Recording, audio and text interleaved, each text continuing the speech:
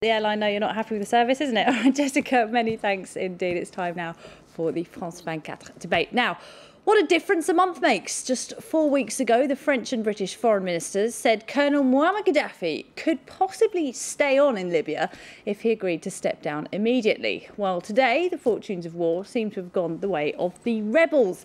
They say they've captured the crucial town of Zawiya, just 30 miles west of Tripoli, and that they're confident Gaddafi will be defeated within a fortnight.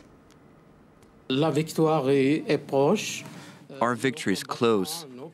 Our soldiers, our people who are still under the dictatorship of Gaddafi, have decided that we will celebrate the end of Ramadan and our victory at the end of August.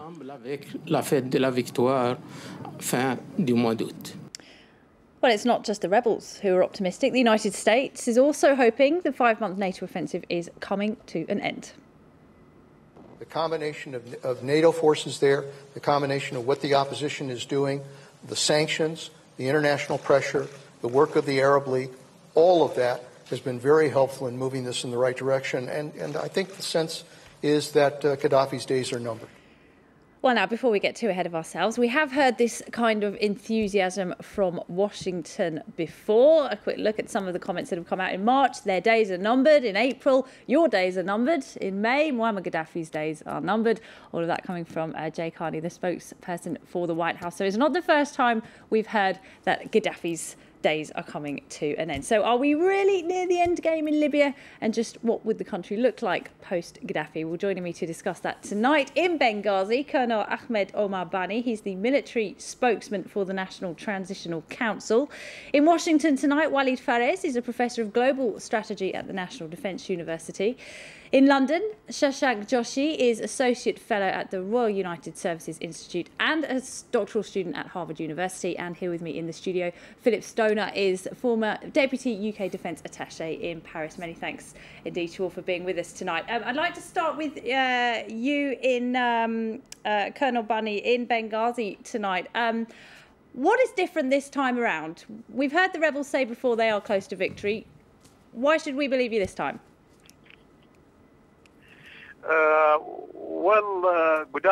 Good evening, for everybody. I would like just to say that we are really now in Lprega city, especially Lprega, the industrial area where the refiner and where the petrochemical factories and also the oil port. We are now just trying to retake it from the tyrant forces. Already the third area and the second area in Brega liberated already now. Now we are fighting just to retake the industrial area.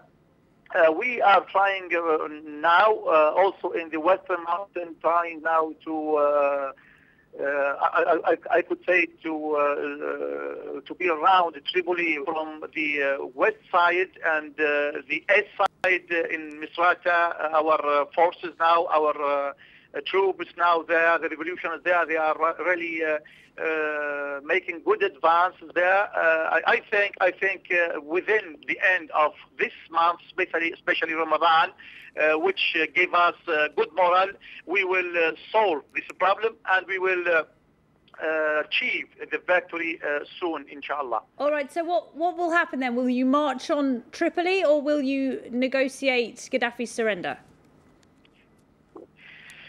I don't think so. I don't think that the tyrant, he understands the peaceful language. No, he just understands the language of the bullet, the language of the guns.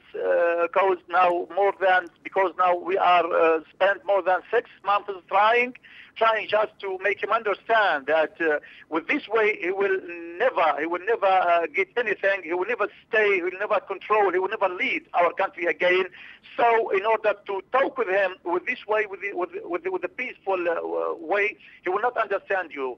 And we are now trying to liberate Tripoli by the force, because they will not leave Tripoli except with this way. All right, Colonel Bani, many thanks. Philip Stoner, what do you think of what you heard there? Do the rebels certainly seem much more emboldened than they have been in recent weeks? I think the Colonel brought up a very good point. The fact is they have basically the morale with them. They're in a position where basically not only internally within Libya, they are gathering their own momentum. They've had some problems. They've had some problems right at the top. The death of Yunus and so forth was clearly an internal problem, something that needed to be fixed, perhaps. But nevertheless, despite that, there is this sort of sense of moving forward. So internally, they're coming together.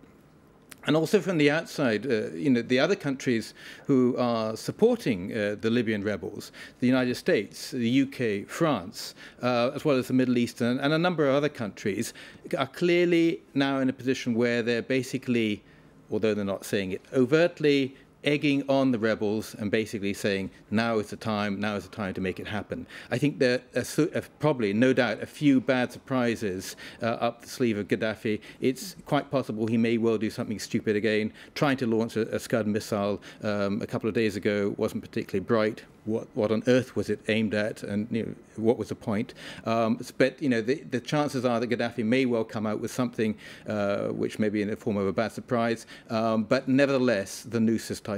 Right, well, and that's the risk, isn't it, Walid Faris, that Gaddafi will unleash something awful. I mean, he said he will die in Libya. He will fight to the death. What are the risks of something like a chemical attack or something like that? Well, to use those kind of weapons, he must have been completely surrounded. This is not yet the case. The tidal wave, as the Colonel has said, and other experts, is turning. But at what pace is the question? You remember the discussions of his days are numbered. We know they are numbered, but what is that number is the question. If you look at the maps, you have on the eastern theater the Battle of Brega. It's been won by the rebels, but between Brega all the way to Bin Jawad and to Sirte, there are dozens of places and villages and battles to be fought to get there. So the rebels are moving forward, but at a pace which I don't know if by the end of this month or even in September will be done. In the Western Front, if we look at the map, yes, indeed, they are now advancing in three directions towards Tripoli. But the only advantage Gaddafi still has is that his forces are connected from east to west. The rebel forces are not.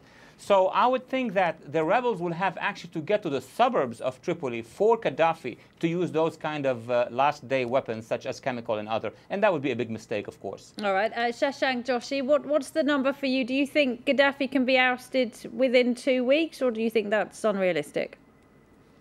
I think it's probably unrealistic, and throughout this conflict the rebels have been, as you know, pathologically over-optimistic. I do think this time is different. I think they have genuinely surrounded Tripoli in a sort of pincer movement. I think once the supplies begin to dry up, it will cause severe problems. And let's note, today at noon, Tripoli suffered a blackout. So we may be seeing the beginnings of this siege take effect. However, I agree that Gaddafi is liable to do something stupid, not just fire Scuds, but also perhaps enmesh the rebels in extremely messy, prolonged and destructive urban warfare. He will make them plough through the capital city. He is not going to tolerate a peaceful handover of power.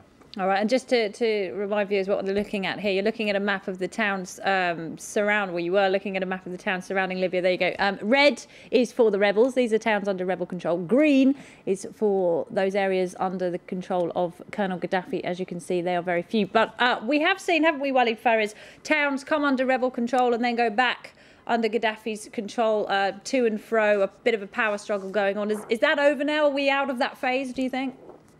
We will see. In the first few months of the struggle, if we all remember, there were those towns back and forth, World War I style will be taken by one party, then the other party. What has changed, I believe, is that the rebels now are widening their enclaves. It's their own areas, and they're making progress outside those areas. What they need to do to really encircle Gaddafi is to connect those areas. For example, the three forces advancing to Tripoli, they need still to connect among each other. The same goes for the eastern province. So they are making progress in general terms, But Gaddafi would choose a moment, as the gentleman has just said earlier, to transform his fight against them as another rebel fight. He could become the one using the rebel methods and urban warfare, still yet to be seen, unless a surprise will happen. And the only card that the rebels could use, if they have it, is an uprising inside Tripoli. We've not seen it before yet. We will wait and see. And Philip Stoner, a point you made earlier was that in some ways it's as important to be seen to be winning the war as it is to be actually winning.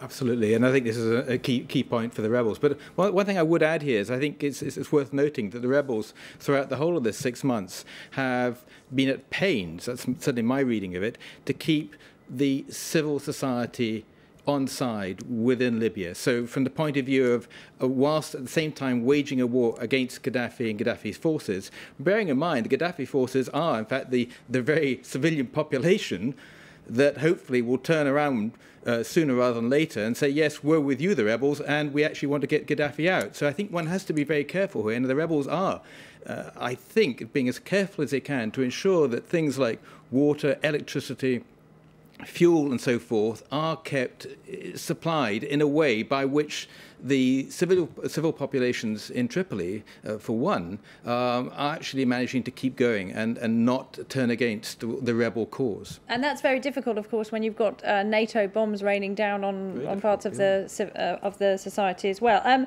Colonel Barney, I wanted to ask you one thing as well. There have been reports that there have been negotiations underway in Tunisia between representatives of the regime and also your rebels as well. Can you tell us whether that's been going on or not in Tunisia? No, I don't think so that this information are true. I don't think so, because we have nothing to say to the tyrant, and he has nothing to say for us, because 2 days ago he was on the TV and he was ordering his loyalists, I could say, we have to fight until the end of our blood or something like that. So the negotiation in Tunisia, I don't think so that it's true, because our NTC said that we don't have any contact with Gaddafi or with anybody saying that there is negotiations or something like that. No, I don't think so that it's true. And if Gaddafi was to say right now that if he was granted immunity and his sons were as well, and as long as he could stay in Libya, would that be acceptable to you? My lady, we cannot stay alive in the same place with the devil. So he has no place to stay here in Libya. And I'm sure that he's fighting because he has no place to go, even out of Libya. So I could say that he will fight until the end of his life. Or as he said, that I will fight until the end of I could say the last soldier. All right, Walid Pharez, it looks like a political solution might be off the table for now, at least as far as the rebels are concerned. Well, of course, the rebels understand that if they accept a ceasefire with Gaddafi's regime, so their projection is that he will use that time, and we've seen it with previous civil wars, to reorganize his forces and counterattack. And same goes for Gaddafi. Any offer for Gaddafi less than basically disarm him completely would be basically another ceasefire for himself, and he thinks that the rebels are going to use it against him. So at this point in time, unfortunately, I don't see the ground text for a real political solution, although many outside Libya would like to see that happening. It's a little bit late in the game. But at the same time, can the rebel deliver a final blow to Gaddafi that fast as they are claiming? It's, we'll have to wait and see. Shashank Joshi, what's your view on that? Well, first of all, the Colonel is probably incorrect. There are almost certainly meetings taking place. They may not be negotiations, but they may be negotiations about negotiations. The second point is, even if the rebels are guaranteed a win, are guaranteed to depose Colonel Gaddafi, as I think they are, it is still in their interest to see if they can attain that outcome through peaceful means rather than violent means. That may not be possible, but it is worth exploring. And if it does involve internal exile, as unlikely and difficult and impracticable as that is, it's something that Mustafa Abdul Jalil, the head of the Transitional National Council, has himself suggested. I think there are many in the opposition who are perhaps overestimating the ease with which the capital city will fall.